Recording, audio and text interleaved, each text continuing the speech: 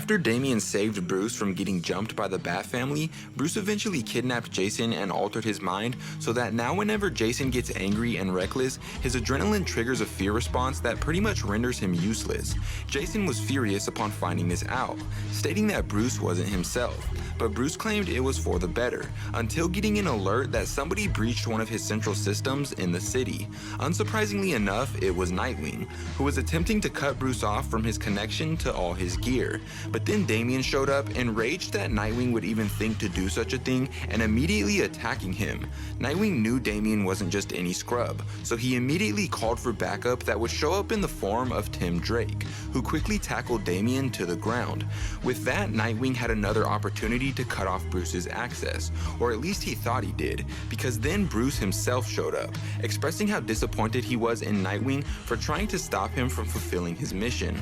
While leaping into battle, Nightwing would discover that Batman was working with the Riddler to gain information, another sign in his eyes that Bruce wasn't himself. But Bruce stated that he was also trying to pinpoint Riddler's location to take him down as well. But in their fight, Bruce clearly wasn't himself.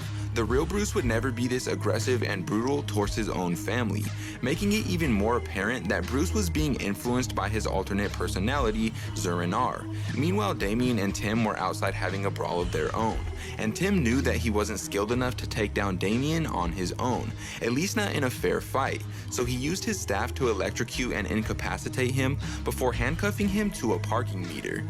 He would then look up into the sky and see Batman's body flying out of a window and crashing into a car, with Nightwing being the cause and following closely behind. Bruce would then respond by doing the unimaginable, literally ripping off a car door with his bare hand and battering Nightwing into the air with it. But shortly after that, he would get wrapped up by Tim and kicked so hard that he flew across the street.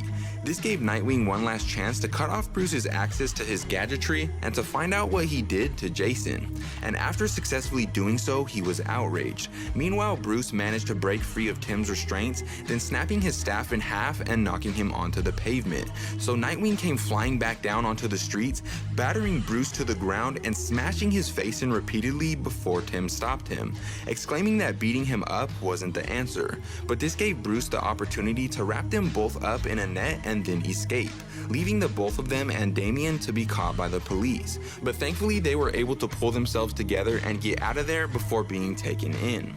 And so if you want to see what happens when the next issue comes out, let me know in the comments down below.